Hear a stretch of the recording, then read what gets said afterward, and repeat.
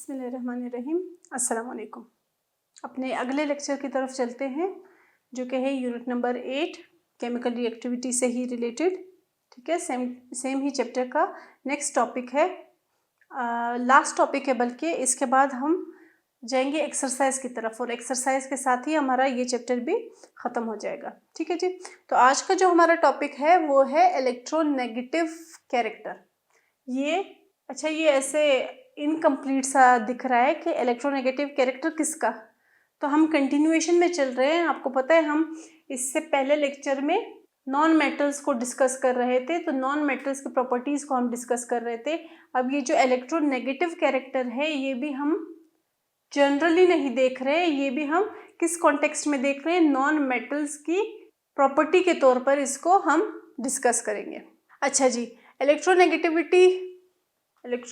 Character क्या होते हैं कि इलेक्ट्रोनेगेटिविटी वो एबिलिटी है कि जब कोई एलिमेंट रिएक्शन करता है तो तब इलेक्ट्रोनेगेटिविटी वो एबिलिटी है कि जब कोई एलिमेंट रिएक्शन करता है तो एक एटम यानी उस एलिमेंट का एटम ये ताकत रखता है, ये एबिलिटी रखता है कि वो अट्रैक्ट करे इलेक्ट्रॉन्स को पेयर के फॉर्म में किसी दूसरे एलिमेंट से, किसी दूसरे एटम से।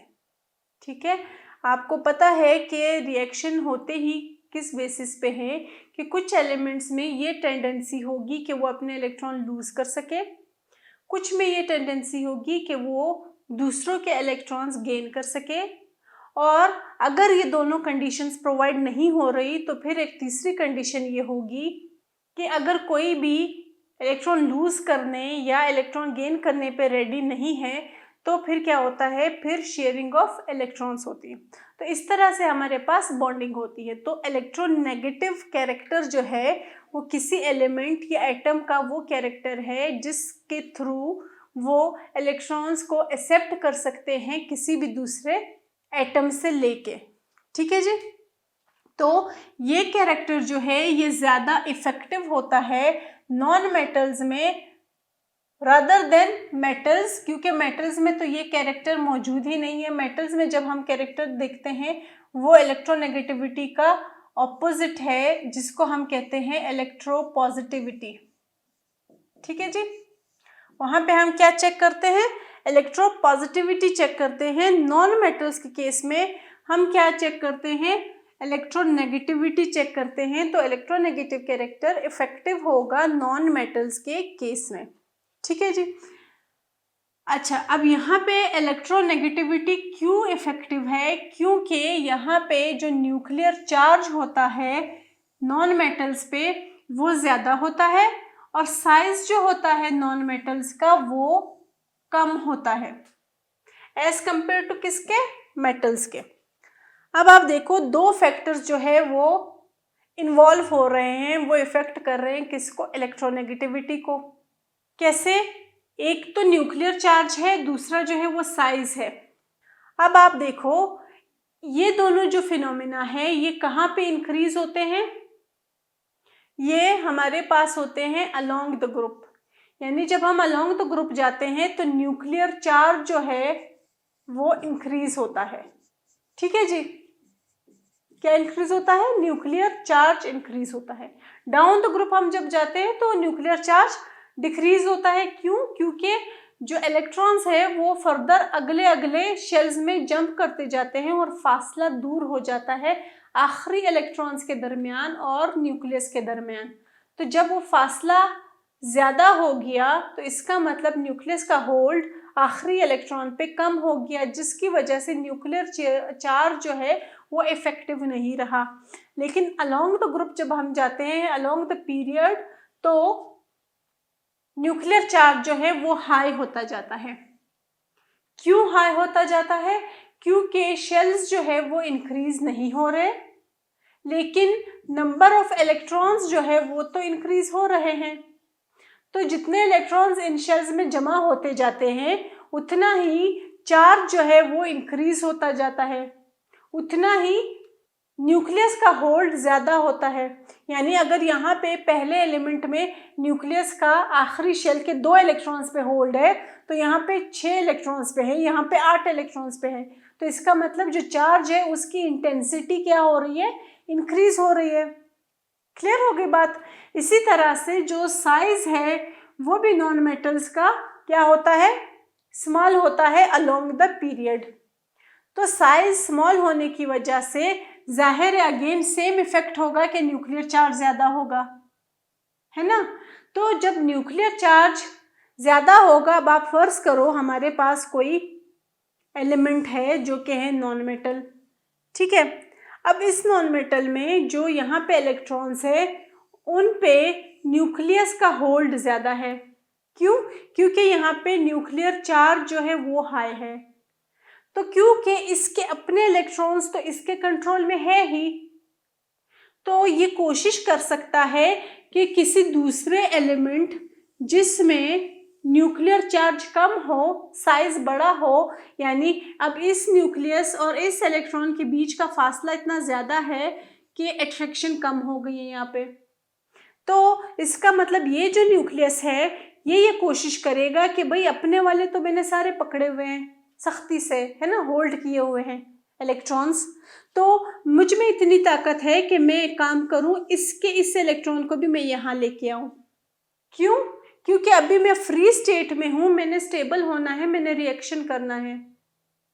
तो जब न्यूक्लियर चार्ज इंक्रीज होता है, साइज डिक्रीज होता है, इसका मतलब तब इलेक्ट्रोनेगेटिविटी जो है वो ज़्यादा होगी, क्योंकि उसी ही कंडीशन में वो जो न्यूक्लियस है वो बाहर वाले इलेक्ट्रॉन्स भी गेन कर सकता है।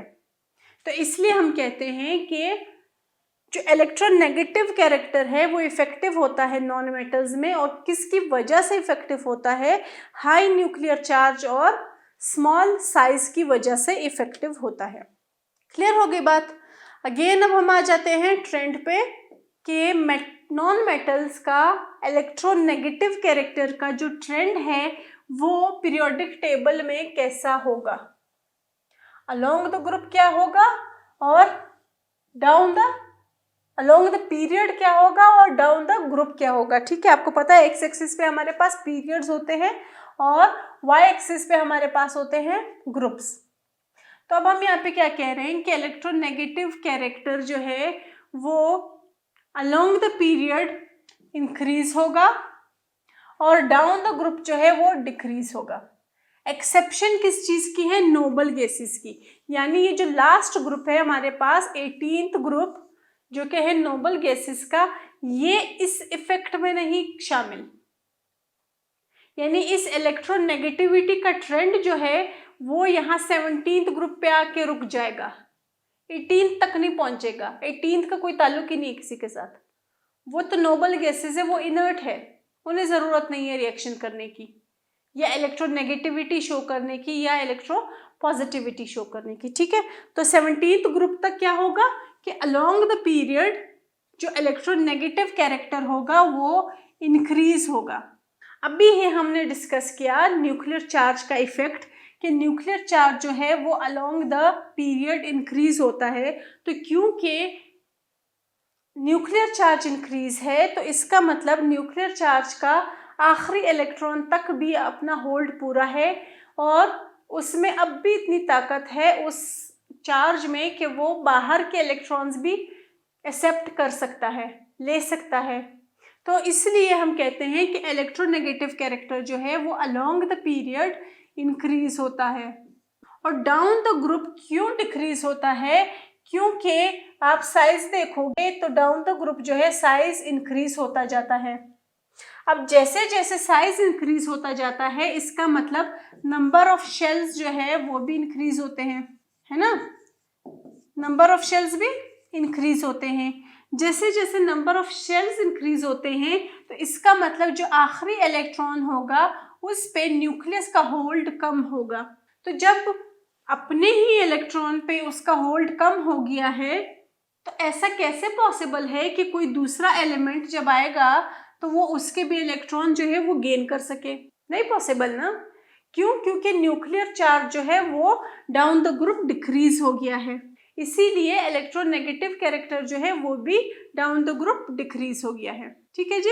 तो इसीलिए अब जब हम कहते हैं कि अलोंग द पीरियड इंक्रीज हो गया है, तो इसका मतलब फ्लोरीन जो है वो एलिमेंट है जिसकी सबसे हाईएस्ट इलेक्ट्रोनेगेटिविटी होती है, जो कि वैल्यू में अगर नंबर्स में हम देखें तो वो होती है 4। ठीक है जी। इलेक्ट्रोनेगेटिविटी की वैल्यू फ्लोरीन की 4 है, जो कि पूरे पीरियोडिक टेबल में अगेन किसके अलावा, नोबल गैसेस के अलावा उनका कोई ताल्लुक नहीं इस चीज से, पूरे पीरियोडिक टेबल में सबसे हाईएस्ट इलेक्ट्रोनेगेटिव वैल्यू है। क्योंकि अब हेलोजेंस जैसे जैसे नीचे जाएंगे तो उनका साइज इंक्रीज होगा, तो न्यूक्लियर चार्ज का इफेक्ट डिक्रीज होगा और इलेक्ट्रोनेगेटिविटी भी डिक्रीज होगी। तो इसलिए इसका जो फ्लोरीन होता है उसकी सबसे हाईएस्ट वैल्यू होती है। क्लियर हो गई बात? तो ये हो गया हमारे पास इलेक्ट्रोनेगेटिविटी का ट्रेंड, किसमें? नॉन मेटल्स में। ठीक है। अच्छा, अब इलेक्ट्रोनेगेटिविटी और रिएक्टिविटी का क्या ताल्लुक है? सारा तो हम किस्सा पढ़ ही रहे हैं रिएक्टिविटी के लिए, है ना। तो अब हम देखते हैं कि इनके दरमियान क्या रिलेशन है। इलेक्ट्रोनेगेटिव कैरेक्टर और रिएक्टिविटी के दरमियान डायरेक्ट रिलेशन है। ठीक है। इलेक्ट्रोनेगेटिविटी के दरमियान और रिएक्टिविटी के दरमियान क्या है? डायरेक्ट रिलेशन है। इलेक्ट्रोनेगेटिविटी की वैल्यू ज़्यादा होगी तो इसका मतलब वो एलिमेंट मोस्ट रिएक्टिव होगा। जैसे अभी अभी हमने क्या कहा था कि फ्लोरीन की इलेक्ट्रोनेगेटिव वैल्यू जो है वो होती है 4। तो इसका मतलब पूरे पीरियोडिक टेबल में इलेक्ट्रोनेगेटिविटी के हिसाब से फ्लोरीन जो है वो मोस्ट रिएक्टिव एलिमेंट है ना। क्यों? क्योंकि इसकी इलेक्ट्रोनेगेटिविटी की वैल्यू सबसे हाईएस्ट है, इसीलिए हम कहते हैं कि फ्लोरीन जो है वो मोस्ट रिएक्टिव है। तो हम क्या कहेंगे कि इलेक्ट्रोनेगेटिविटी और रिएक्टिविटी का जो रिलेशन है वो डायरेक्ट है। इलेक्ट्रोनेगेटिविटी ज़्यादा होगी तो रिएक्टिविटी ज़्यादा होगी, इलेक्ट्रोनेगेटिविटी कम होगी तो रिएक्टिविटी भी कम होगी। और रिएक्टिविटी जो है वो नॉन मेटल्स की डाउन द ग्रुप जो है वो डिक्रीज होती है और अलोंग द पीरियड इंक्रीज होती है। वजह क्या है? अगेन सेम वजह है कि डाउन द ग्रुप इलेक्ट्रोनेगेटिविटी भी डिक्रीज हो रही है। तो जब इलेक्ट्रोनेगेटिविटी डिक्रीज हो रही है तो इसका मतलब रिएक्टिविटी भी डिक्रीज हो रही है। क्यों डिक्रीज हो रही है? साइज की वजह से डिक्रीज हो रही है। जैसे जैसे साइज बढ़ता है नंबर ऑफ शेल्स बढ़ते हैं, नंबर ऑफ शेल्स बढ़ने की वजह से आखिरी इलेक्ट्रॉन्स पे न्यूक्लियस का होल्ड कम हो जाता है, जिसकी वजह से इलेक्ट्रोनेगेटिव कैरेक्टर कम हो जाता है। तो जितना इलेक्ट्रोनेगेटिव कैरेक्टर कम उतना ही लेस रिएक्टिव एलिमेंट, जितना इलेक्ट्रोनेगेटिव कैरेक्टर ज़्यादा उतना ही मोर रिएक्टिव एलिमेंट। क्लियर हो गई बात? रिएक्शन देख लेते हैं।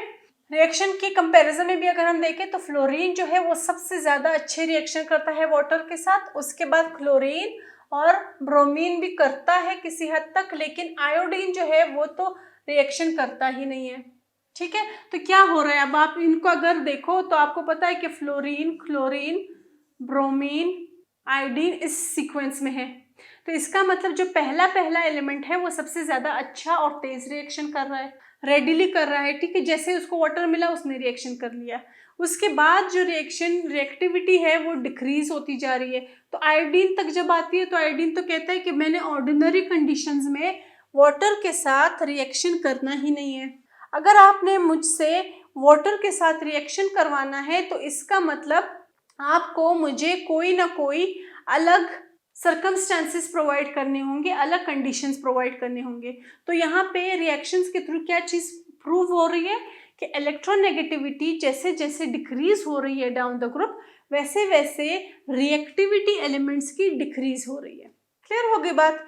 यहाँ पे अगर आप रिएक्शन देखो तो क्लोरीन रिएक्ट करता है पानी के साथ, हाइड्रोक्लोरिक एसिड बनता है, हाइपोक्लोरस एसिड बनता है।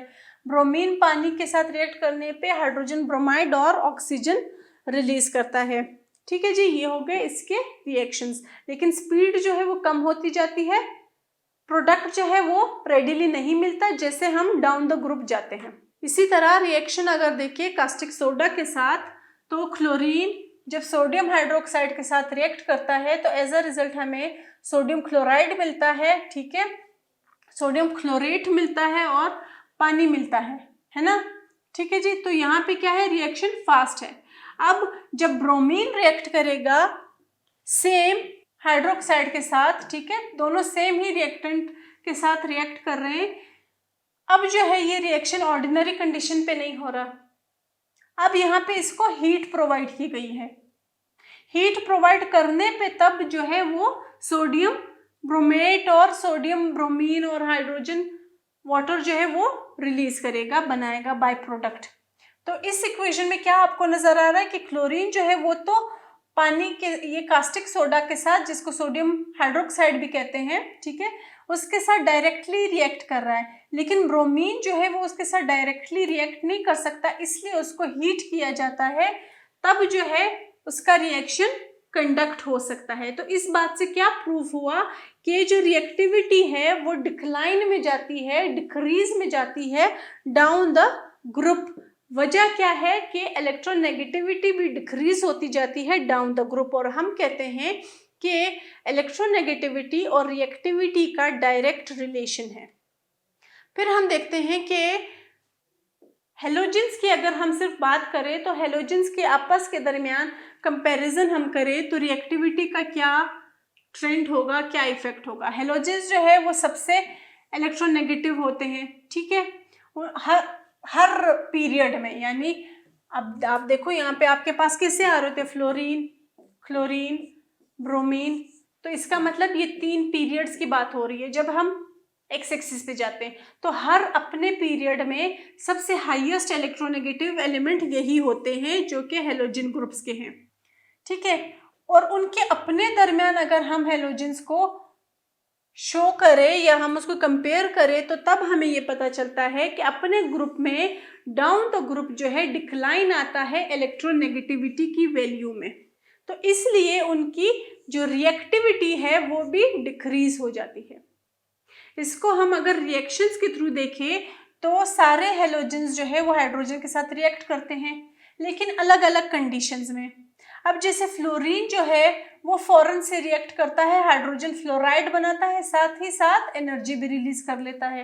क्लोरीन जो है उसको थोड़ी सी एनर्जी चाहिए होती है, ठीक है, लाइट एनर्जी सफिशिएंट हो जाती है उसके लिए, मतलब थोड़ी सी लाइट एनर्जी दे दो तब जाके वो हाइड्रोजन के साथ रिएक्ट करता है और as a result hydrochloric acid बनता है। अब जब मजीद नीचे आओ, ठीक है, हम ऊपर से नीचे की तरफ जा रहे हैं, तो आयोडीन जो है वो स्लगिश रिएक्शन शो करता है, यानी उसका जो रिएक्शन होता है वो प्रॉपर रिएक्शन नहीं होता, वो कोई हमारे पास फास्ट रिएक्शन नहीं होता, स्ट्रॉन्ग रिएक्शन नहीं होता, ना ही ये बॉन्डिंग जो है ये स्ट्रॉन्ग होगी। तो डाउन द ग्रुप रिएक्टिविटी क्या हो रही है, डिक्रीज हो रही है। तो आई होप यहाँ तक आपको इलेक्ट्रोनेगेटिविटी का कैरेक्टर और उसका नॉन मेटल्स के साथ रिलेशन क्लियर हो गया होगा। Thank you.